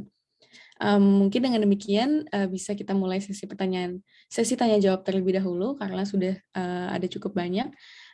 Mungkin untuk pertanyaan pertama ada yang menanyakan, ini mungkin untuk pertanyaan pembukanya dari Surya DP, izin bertanya mengenai mekanisme izin emisinya. Mungkin ini lebih ke mekanisme alokasi izin emisinya sepertinya dalam konteks cap and tax, atau mungkin lebih generalnya cap and trade seperti itu. Mungkin kepada Bu Titi terlebih dahulu, dipersilakan untuk menjawab, Bu. Ya, terima kasih. Kalau mengenai izin emisi kan memang belum diterapkan ya. Saya juga belum paham mengenai izin emisi karena ini lebih ke KLHK. Saya lebih menyoroti ke pajak karbon. Tadi saya ingin menanggapi aja tadi dari Pak Mas Yuyun ya, bahwa memang ini unik ya di Indonesia. Karena konsepnya di cap and tax, bukan cap and trade sendiri ataupun carbon tax. Jadi memang ada kecenderungannya ada mendorong untuk ke pasar karbon, tetapi justru nanti apakah justru pajak karbonnya akan berlaku yang lebih efektif gitu. Karena di sini lebih sih belum tahu nih mau arahnya mau kemana karena baru tahun 2025 dan sementara untuk yang PLTU batu bara baru mulai nanti gitu. Jadi ini pilot project ya, nanti kita lihat bagaimana peraturan pelaksanaannya. Itu sementara. Oke, baik, terima kasih banyak Bu Titi. Tadi mungkin kalau di Indonesia konteksnya masih memang belum ada regulasi yang memayungi untuk menjelaskan mekanisme pemberian izin emisi tersebut. Nah, mungkin kalau dalam konteks yang lebih umum, mekanisme pemberian izin emisi itu seperti apa? Boleh dijawab oleh Kak Afu? Iya, makasih. Aku sebenarnya cukup berkesempatan terpapar juga ngikutin proses pemerintah menyiapkan regulasinya. Jadi udah ada beberapa informasi sih terkait ini penentuan ini. Jadi yang pertama, kalau di Indonesia izin emisi ini disebut sebagai PTE, jadi persetujuan teknis emisi. Kita hebat banget memang bikin berbagai singkatan. Jadi persetujuan teknis emisi ini kenapa disebut persetujuan teknis? Karena akan datang dari masing-masing sektor. Jadi misalnya sekarang kan mundur sejauh apa ya? Jadi ini kan ETS atau cap and trade secara umumnya gitu ya, ketika diimplementasikan dia akan spesifik sektor. Jadi misalnya sekarang ini diimplementasikan di sektor pembangkit batu bara gitu. Nantinya ke depannya bisa saja cap and trade ini dilaksanakan di sektor lain gitu. Bahkan bukan tidak mungkin di sektor lahan.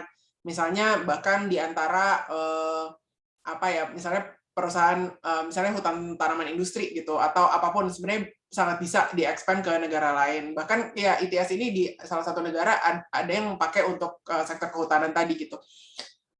Nah, jadi secara umum mekanismenya sebenarnya yang paling pertama kita berangkat dari apa yang disebut sebagai carbon budget atau anggaran karbon. Ini bukan artinya anggaran pemerintah untuk karbon, bukan, tapi istilahnya jatah karbon yang boleh diemisi gitu, yang boleh dikeluarkan oleh sektor tersebut.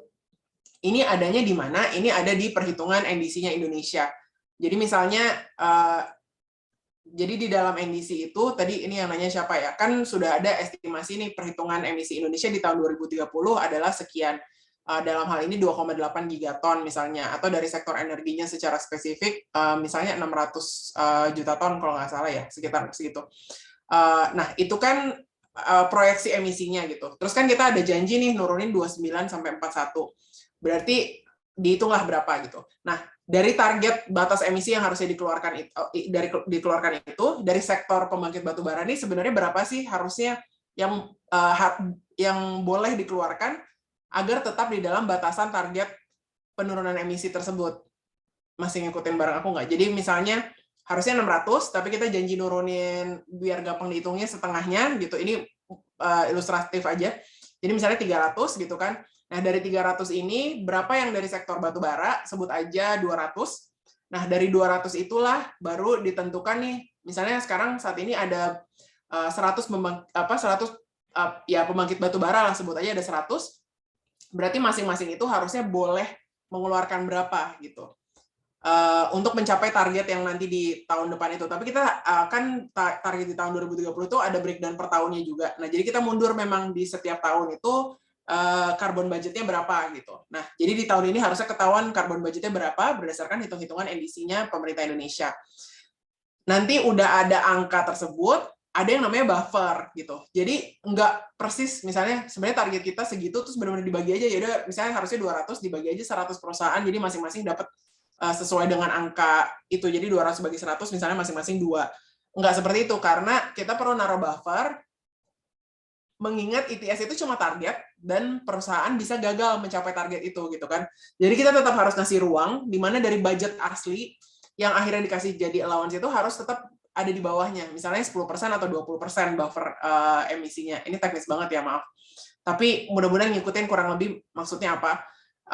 Nanti baru berdasarkan ini dikeluarkanlah PTE tadi, allowance, kalau bahasa Inggrisnya istilahnya allowance, izin emisinya, yang ada 2 mekanismenya juga ngeluarin allowance. Boleh free allowance, jadi boleh 100% gratis allowance-nya oleh dari pemerintah. Jadi intinya semua PLT batubara dikasih aja sekian gitu. Atau bisa pakai mekanisme lelang. Jadi misalnya pemerintah cuma kasih sekian, tapi pemerintah punya reserve nih, punya cadangan sendiri yang nanti mereka bisa lelang berdasarkan mekanisme pasar gitu. Nah, biasanya reserve yang dilelang ini sengaja pemerintah simpan kalau di negara-negara lain untuk mengantisipasi kemungkinan krisis atau kemungkinan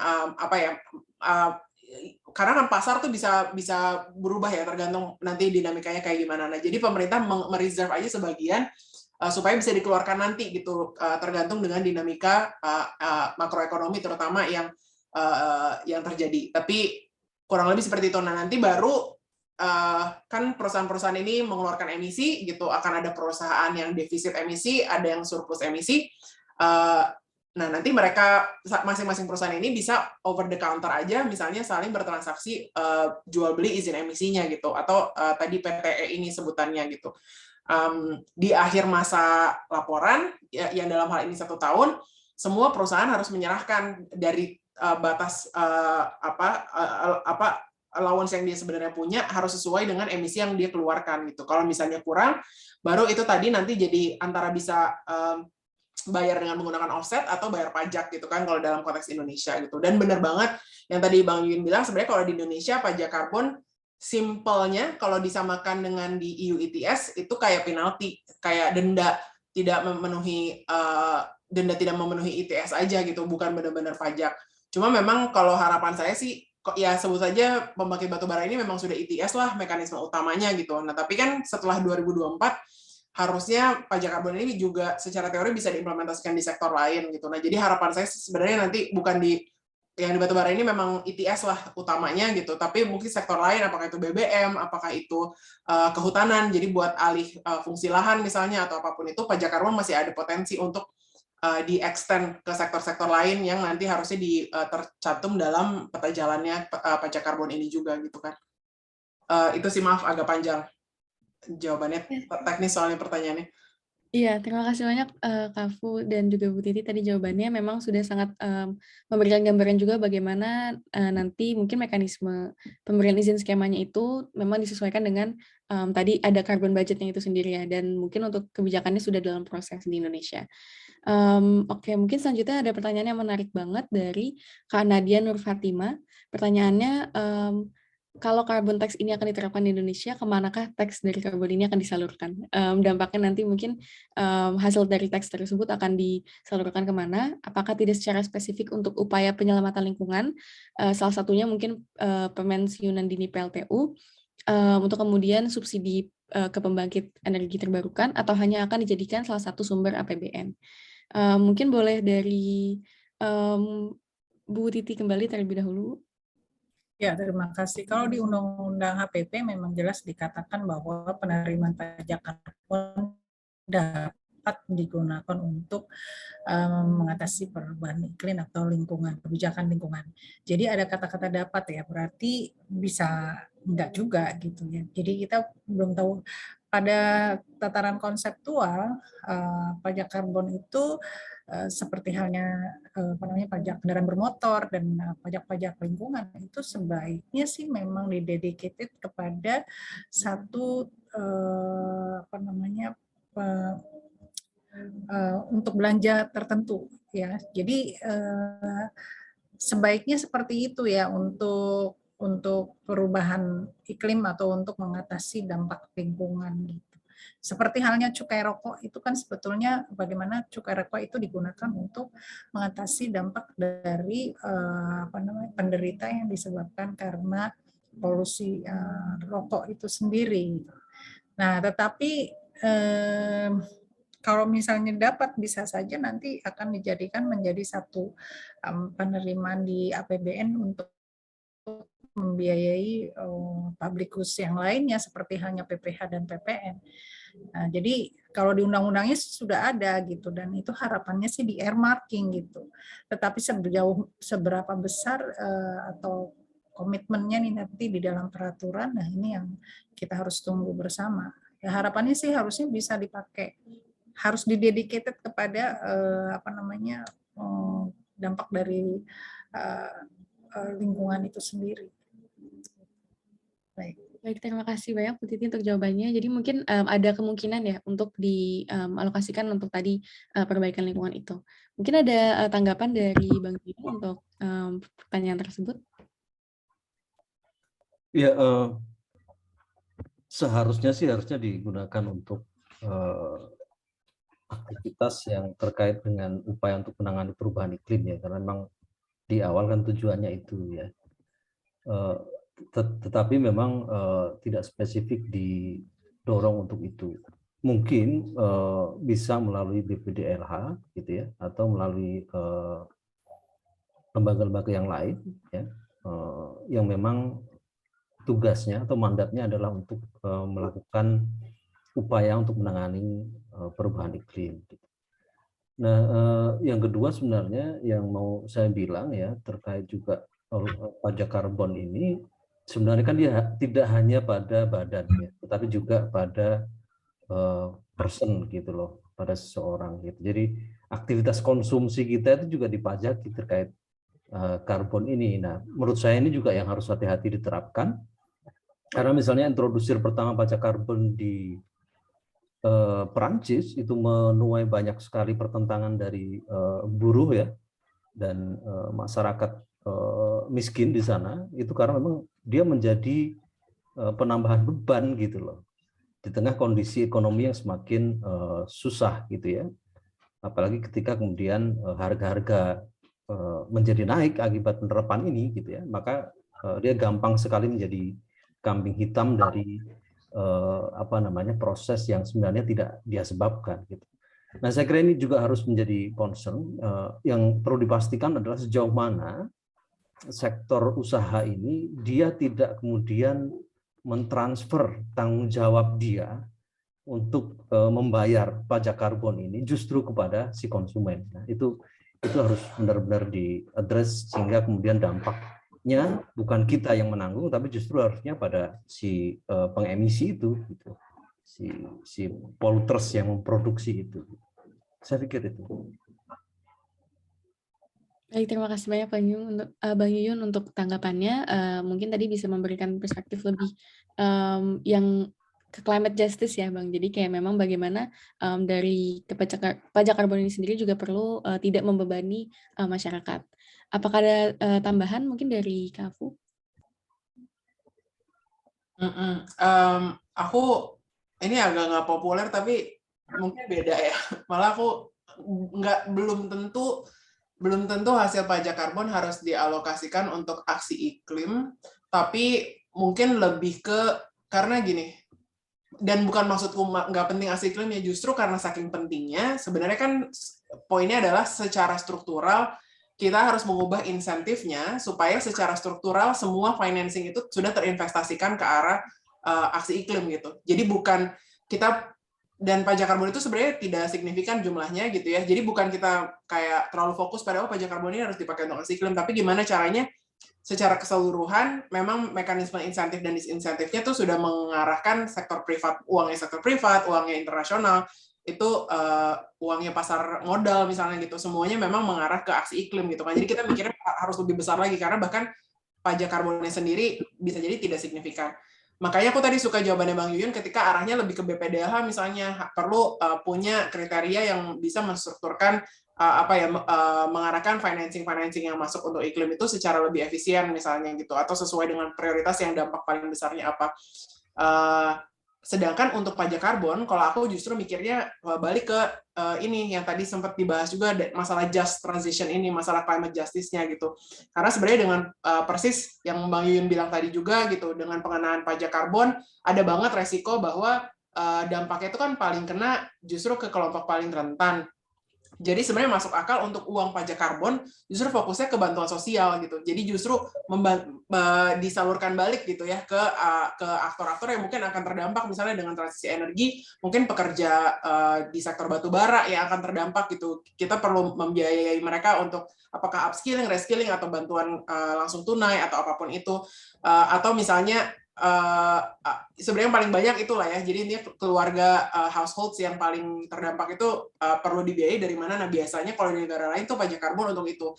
Sedangkan aksi iklim, jadi aku tadi arahnya lebih pajak karbon untuk just transition. Nah aksi iklimnya sendiri karena gapnya begitu besar, 350 miliar dolar gitu kan, in anyway pajak karbon itu nggak cukup gitu kalau sekedar kalau untuk aksi iklim yang besar itu. Jadi justru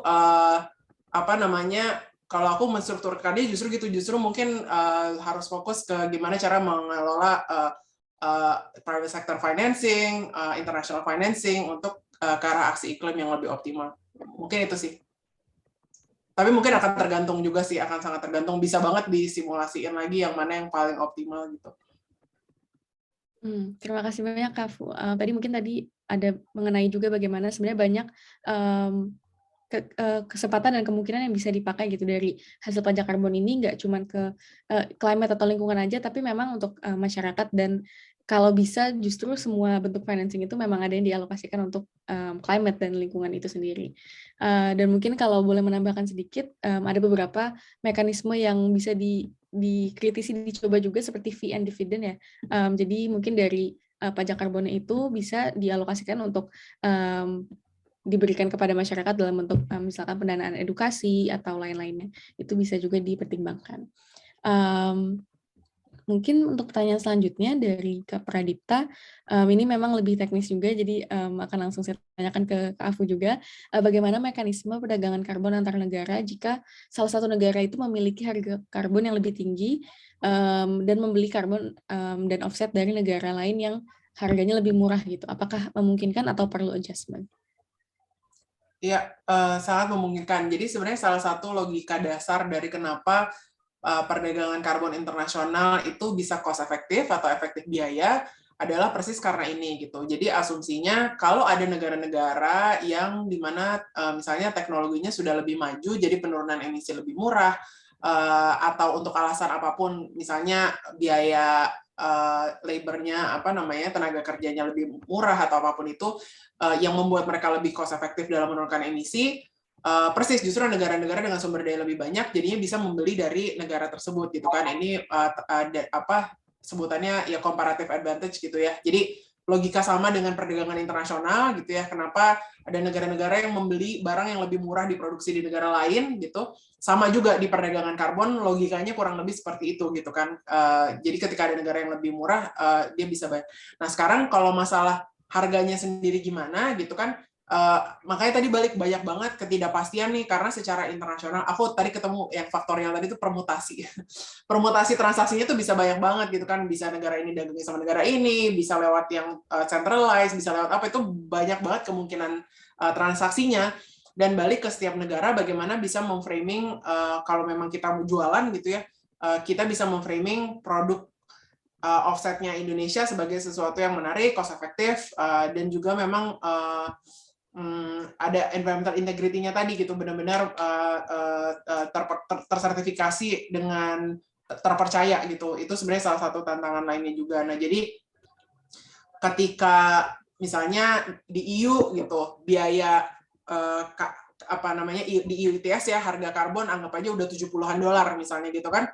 Sedangkan di Indonesia untuk bikin restorasi dan bisa dijual, abis itu mungkin bisa di $20, $30 gitu. Tentu kalau aku pengusaha di EU, aku akan tertarik untuk beli offset dari Indonesia gitu kan.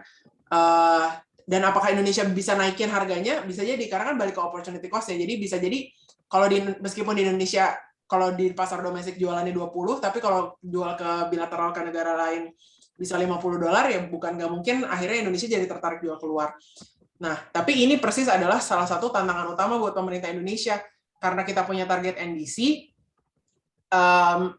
gimana caranya supaya nggak semua reduksi emisi yang dilakukan oleh sektor swasta ini malah dijual ke internasional semua gitu kan? Gimana supaya tetap ada yang bisa dikeep sebagai pencapaian Indonesia sendiri juga. Nah, inilah di mana desain dari implementing regulation-nya KLHK nanti jadi sangat penting gitu dalam konteks NEK gitu kan.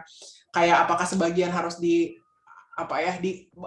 boleh diambil alih oleh pemerintah sebagai bagian dari NDC, atau misalnya nanti ada fee transaction-nya, atau ada pendapatan bukan pajak, pendapatan negara bukan pajak PNBP untuk transaksinya, atau seperti apa, itu bisa banyak mekanismenya gitu. Oke, terima kasih banyak Kak. Jadi tadi memang sangat memungkinkan ya untuk ada transaksi perdagangan karbon ini dari dua negara atau dua mungkin entitas yang memang memiliki harga yang berbeda, tapi justru tetap cost-nya itu efektif gitu. Nah, mungkin selanjutnya pertanyaannya dari Kak Virio Andriana. Mungkin ini tujukan kepada Bu Titi karena mengenai harga pajak karbon itu sendiri. Apakah harga pajak karbon yang mana, seperti apa yang ideal, berapa dan dengan metode apa? Mungkin apakah melalui social cost of carbon atau murni dari pasar cap and trade atau marginal abatement cost of carbon? Mungkin boleh dijawab oleh Bu Titi.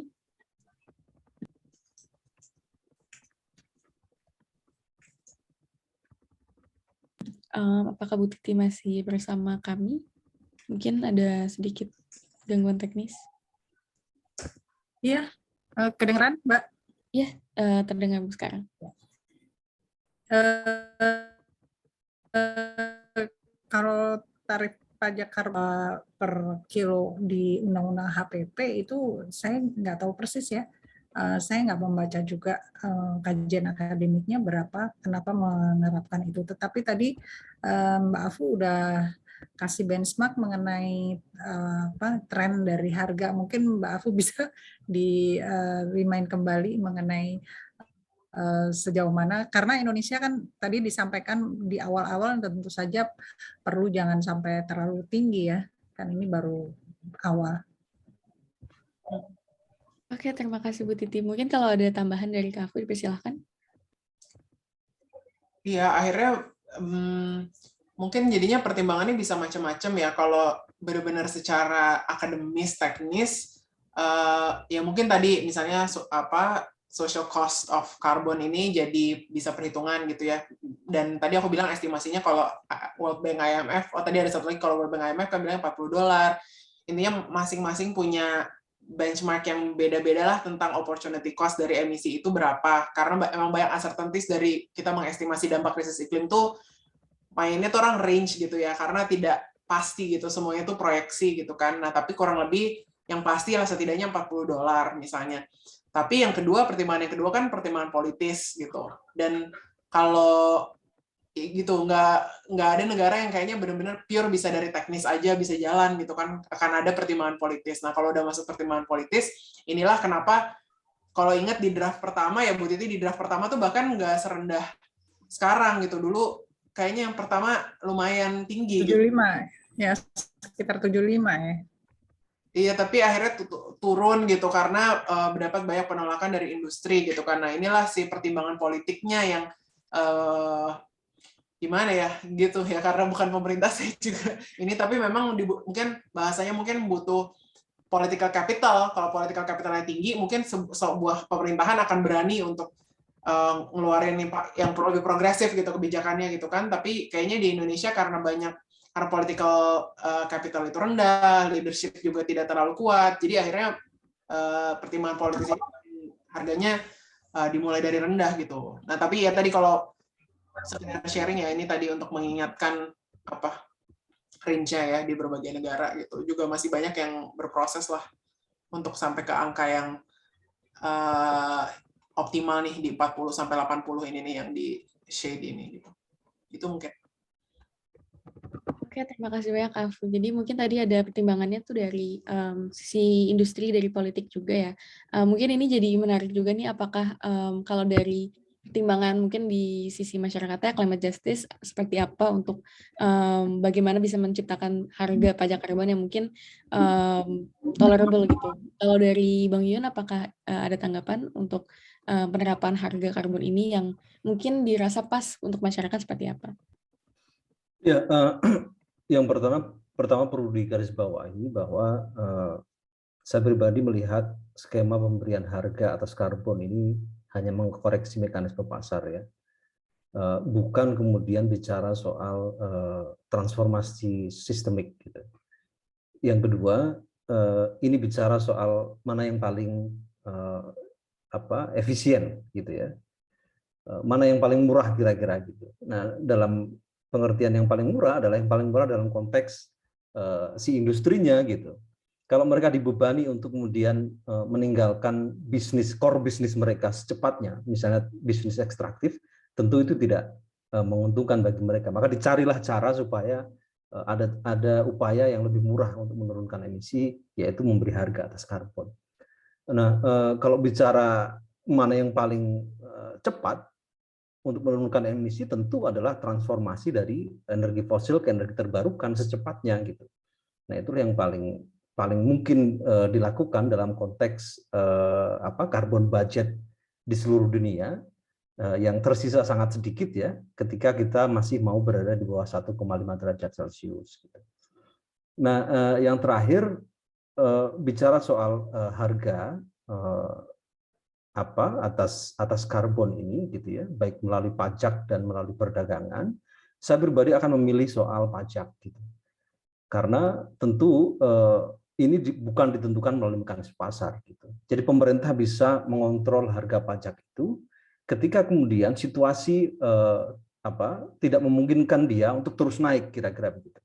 Tetapi ketika kemudian diserahkan pada mekanisme pasar, sekali lagi ini tujuannya adalah mengoreksi mekanisme pasar yang nggak berjalan gitu. Terus kemudian kita menyerahkan harga atas karbon itu melalui mekanisme pasar gitu. Dan kita tahu juga bahwa ini bisa diperdagangkan dengan produk turunan yang lain atas karbon itu gitu. Jadi mengulangi kesalahan yang sama ketika kemudian bubble ya, krisis terjadi di Amerika Serikat tahun 2008 yang lalu ya, ketika kemudian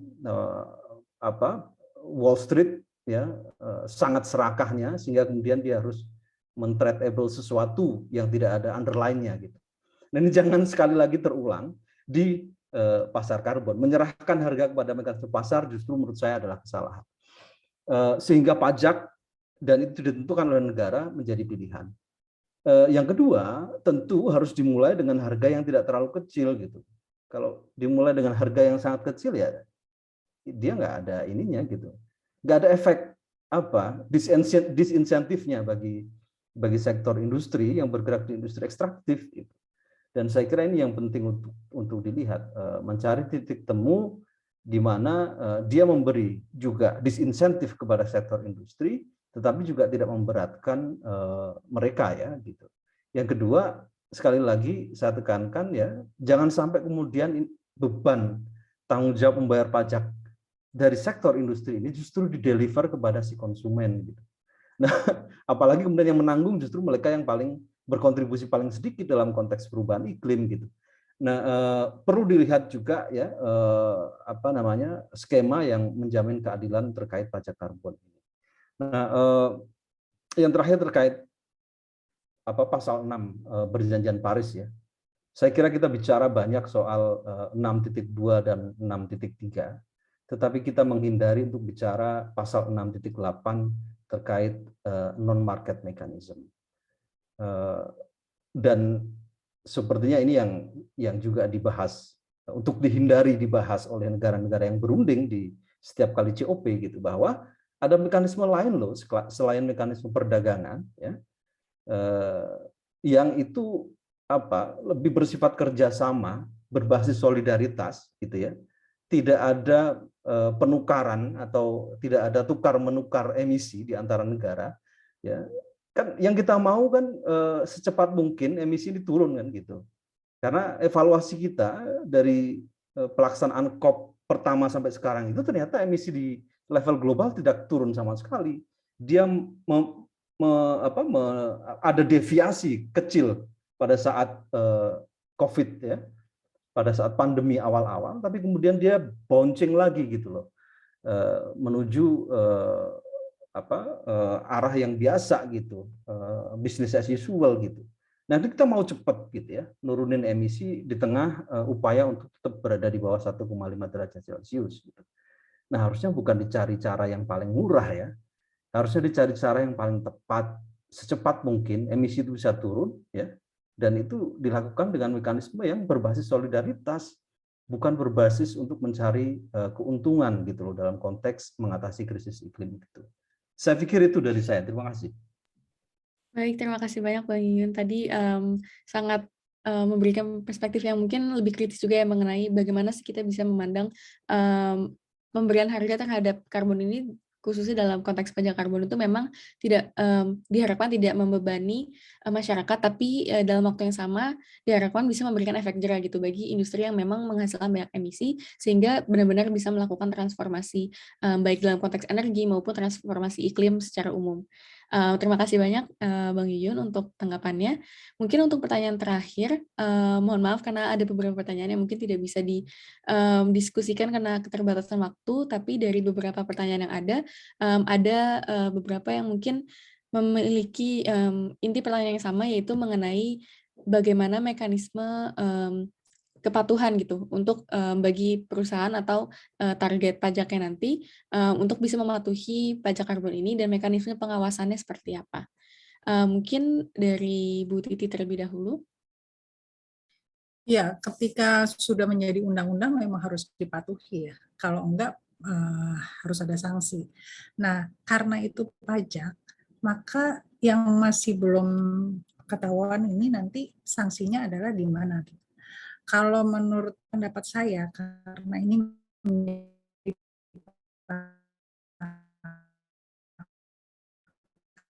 Mohon maaf Bu Titi, sepertinya ada gangguan teknis putus-putus. Satu pajak jenis-jenis pajak, maka sanksinya akan sudah kedengaran? Sudah, Mbak? Iya, sekarang sudah lebih jelas Bu. Ya. Maaf.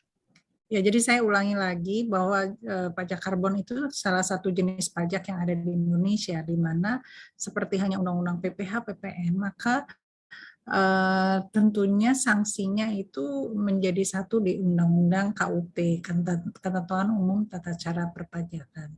Tetapi sekali lagi karena belum ada peraturan pelaksanaannya, jadi seperti apa nantinya? Karena ini tentu saja harusnya sih menjadi bagian dari undang-undang perpajakan yang ada di Indonesia gitu. Dan dengan adanya undang-undang tentu harus dipatuhi. Nah, oleh sebab itu kita bicara tentang masalah kebijakan pajak ini perlu memperhatikan mengenai administrasi perpajakannya. Nah, infrastrukturnya sendiri apakah sudah disiapkan kan gitu ya. Jadi nanti karena sekarang ini Direktorat Jenderal Pajak di bawahnya juga ada kantor pelayanan pajak, infrastrukturnya masih disiapkan untuk PPH, PPN dan sebagainya. Nah, ini untuk pajak karbon kan perlu ada infrastruktur itu sendiri, ada administrasi pajak sendiri. Nah, ini yang menjadi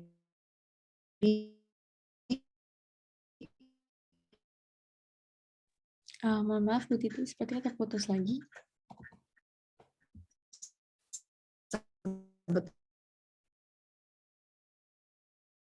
Ya, mohon maaf teman-teman, sepertinya ada gangguan teknis. Mungkin bisa kita tunggu sebentar. Atau mungkin boleh ditambahkan terlebih dahulu oleh pemateri kedua, Kak Afu, mengenai pertanyaannya bagaimana mekanisme kepatuhan dan pengawasannya. Ya, mungkin menambahkan aja, kalau tadi kan Bu Titi ke arah pelaporan pajaknya gitu, yang memang nanti diatur di bawah PMK yang akan dikeluarkan oleh Dirjen Pajak gitu. Aku mungkin menambahkan dari sisi penghitungannya gitu ya. Jadi maksudnya penghitungan emisinya gitu, mekanismenya disebutnya untuk yang belum tahu MRV gitu ya. Jadi monitoring, reporting, and verification. Dan kata kunci yang paling penting di situ verifikasinya sebenarnya. Gimana nanti ada yang, jadi kan kalau yang saat ini aku tahu dijalankan nih di bawah ITS yang sukarela. Jadi kita kan sekarang ada sebenarnya ITS yang di bawah Subroto Awards ini yang sukarela. Itu perusahaan intinya melaporkan langsung ke platformnya ESDM, namanya Apple Gatric. Jadi ada kayak platform online gitu ya buat ngelaporin, masing-masing perusahaan melaporkan emisi mereka. Tapi kan ini kan perusahaan bisa melaporkan apa aja, saya bisa bohong gitu ya, saya bisa laporin apa aja. Nah, makanya nanti ketika implementasi sebenarnya yang Indonesia akan harus cepat membangun kapasitas untuk menjalankan adalah verifikator nih gitu, verifikator yang akan sama kayak pelaksanaan AMDAL sekarang atau apa gitu, harusnya ada independent verifikator yang datang lagi ke perusahaannya untuk benar-benar mengecek apakah benar emisi yang dikeluarkan sekian gitu. Nah, kalau teknisnya emisi dikeluarin hitung-hitung pakai apa, ya memang ada alat, bukan engineer juga, saya nggak tahu spesifiknya kayak gimana gitu ya, tapi intinya pada konsepnya adalah harus ada independent verifikator yang nggak bisa kita hanya percaya berdasarkan pelaporan si perusahaannya, karena mereka belum tentu patuh gitu. Baru nanti yang tadi Bu Titi sampaikan ya, nanti ada penghitungan pajaknya lagi tuh separate ini lagi gitu kan, dua hal yang paralel gitu. Oke, terima kasih banyak Kak Fu dan juga Bu Titi untuk jawabannya. Jadi tadi mungkin sedikit menyimpulkan untuk mekanisme kepatuhan dan pengawasannya itu, kalau dari ada dari mungkin sisi lingkungannya itu sendiri, dari MRV-nya ya, monitoring, reporting, dan verifikasi. Dan untuk yang pajaknya sendiri itu memang ada pelaporan pajak dan nanti perhitungannya. Mungkin sekian untuk sesi tanya jawab saat ini. Terima kasih banyak untuk jawabannya kepada kedua pemateri dan penanggap kita hari ini. Mohon maaf untuk pertanyaan yang belum bisa didiskusikan karena keterbatasan waktu. Dan mungkin sebelum ditutup, boleh ada closing statement dari para pemateri di sini. Dari Bu Titi terlebih dahulu, silakan Bu. Ya, sebetulnya isu dari pajak karbon ini kalau dikaitkan dengan kebijakan lingkungan, kalau dari sisi pajak saya akan concern mengenai pajak-pajak yang sudah ada sebetulnya. Tadi yang saya sampaikan contohnya pajak pertambahan nilai atas BBM, pajak penjualan barang mewah atas kendaraan bermotor gitu ya. Itu kan merupakan idenya kan sebetulnya lebih kepada cukai juga gitu. Nah, apakah itu akan diperhitungkan di dalam pengurangan dalam menghitung dampak dari lingkungan itu sendiri? Kalau tidak, itu akan menjadi double, ya. Jadi memberatkan si masyarakat atau konsumen atau produsen. Nah, itu yang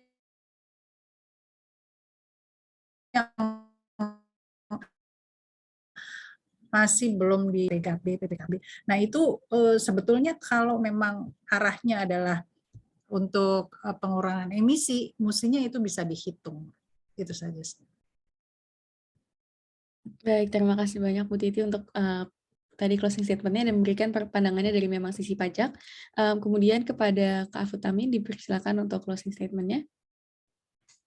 Iya, kalau dari aku mungkin ini ya, mau berempati sama teman-teman dan semua yang merasa ini nggak cukup gitu ya, masih jauh banget dari cukup gitu, dan sangat-sangat juga resonate yang tadi Bang Yuyun sampaikan terkait dengan sebenarnya kita harusnya tuh bertransformasi. Kalau kita memperlakukan ini sebagai krisis sebagaimana seharusnya ini diperlakukan, harusnya kan kita transformasi sistem besar-besaran gitu, bukan sekedar di level margin mencari cara-cara berbasis pasar gitu ya untuk menginternalisasi eksternalitas. Maksudnya ini semua terasa jauh dari cukup gitu.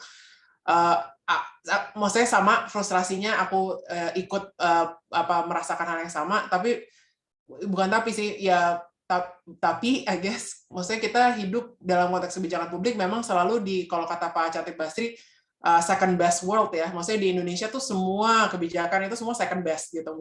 Kita nggak pernah hidup di first best scenario kebijakan publik gitu. Pasti ada konsesi-konsesi atau kompromi-kompromi yang akhirnya harus dibuat gitu untuk sebuah kebijakan bisa keluar.